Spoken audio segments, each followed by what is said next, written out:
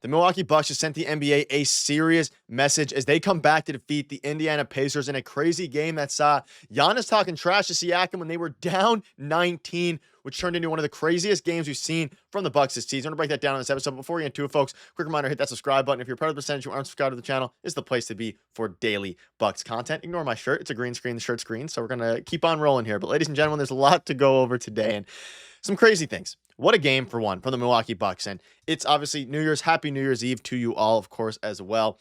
But we're excited for 2025. The Bucks are starting to play better, and we know they were playing really well before, of course, Giannis and Dame both went out with injuries.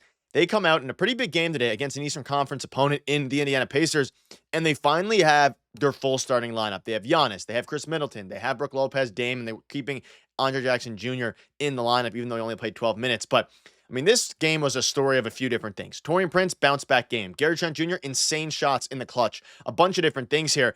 And let's break it all down. So I want to start with a few different points from this game. For one, man, was it hilarious to see Giannis Antetokounmpo talking trash to Pascal Siakam when they were down 19 points halfway through the third. And there's one thing to talk trash when you're winning, because obviously when you're winning, you're up, all these things. It was of true superstar level trash talk to be down 19, have that much confidence in not only yourself, but your team, and then come back to win the game. And Giannis was one of the key reasons that they won this game. He put up obviously 30, 12, 5, and 2, but he is a true superstar, and the team plays different when they have him. Of course, he's one of the best. He's the best player in the NBA right now, but the way the team looks with Giannis is just it's night and day. And obviously that's an obvious statement. Giannis is amazing, but we saw it tonight.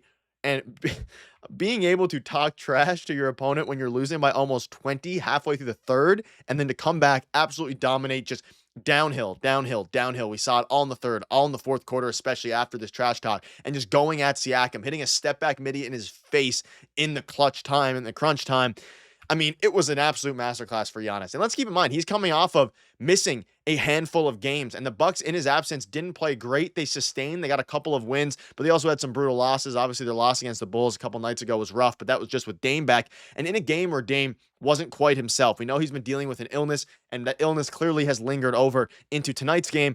He didn't look great tonight. Obviously 9 points, 4 boards, and 5 assists, but that's not really the worry for me here. And the Bucks are now 17 and 14. They're looking solid. The record is solid, but to be able to come back, and that's the thing. It's their first game playing together in a while. Obviously, Dame and Giannis. You now have Chris Middleton back. He played 31 minutes. He's starting to get his reps back. Turnovers are still an issue for him, but he is attempting to facilitate more, putting up 7 assists. Like, he's a new player in the sense of he is really prioritizing facilitation and creating open looks for others. When you have Dame and Giannis alongside you, it makes a ton of sense to be able to facilitate all these different things. But I'm going to give credit to one particular player here. And I think if you watch the game, you'll know who I'm talking about. Gary Trent Jr., 14 points in 29 minutes. He obviously took over that Andre Jackson starting spot, especially down the crunch time and down the stretch in the second half. He won them this game. And obviously without Giannis, they would have lost in those things. But he hit back-to-back contested late shot clock threes. He talked trash to the Pacers bench, as he should, considering that him and Giannis and the Pacers and Siakam were getting into it. But Gary Trent Jr. is finally starting to, and he has for a while now, he's starting to be a very valuable bench piece. Went 4 for 5 from 3, played some very tenacious defense, got a couple steals in there as well.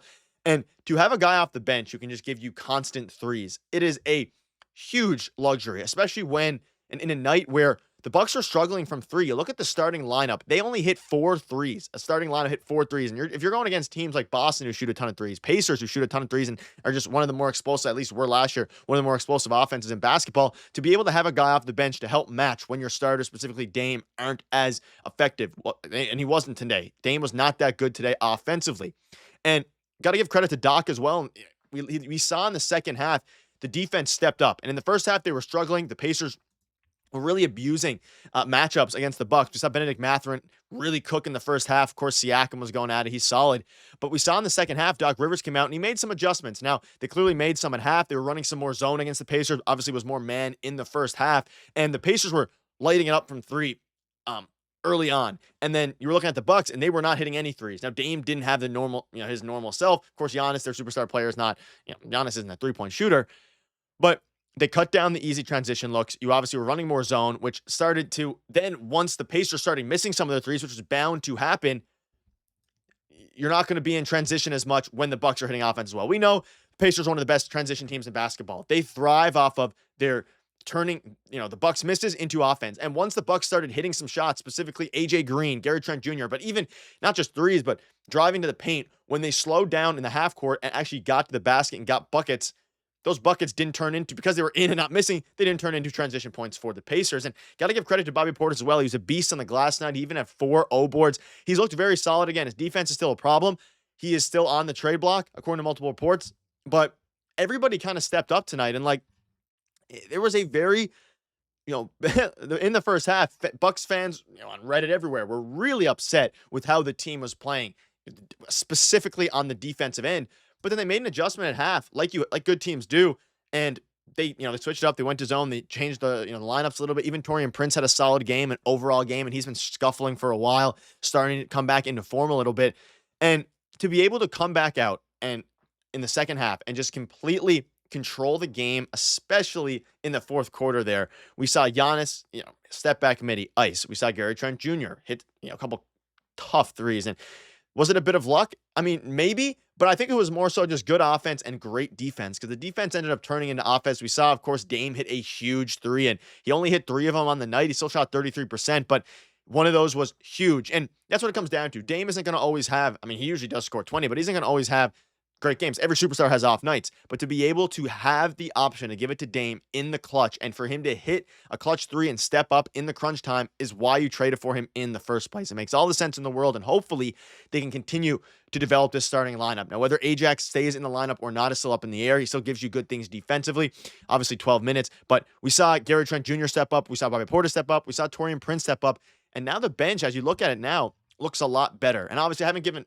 ton of credit. Giannis was the best player on the court tonight, but I wanted to give credit to some of the other guys, because watching them, seeing how Gary Trent Jr. stepped up, seeing how everybody else was able to kind of fill their roles, especially now that they have Giannis back. And we're obviously very glad to have Giannis back, especially in that fourth quarter. Consistent downhill play. He was cutting. He was pick and rolling. He was obviously taking the ball, hitting pull-up middies, which he's done very effectively this year. He hit his free throws at an okay clip, still not great, in the high 60s, low 70% range in tonight's game. So ultimately, it was a very successful game for the Bucks, and one that showed a lot of character, because when you're looking at what this Bucks team needs, they need to just get healthy and continue to play well. They were scuffling when they didn't have Giannis and Dame. Any team is going to be bad without their 2 superstars, especially when one of those superstars is the best player in basketball.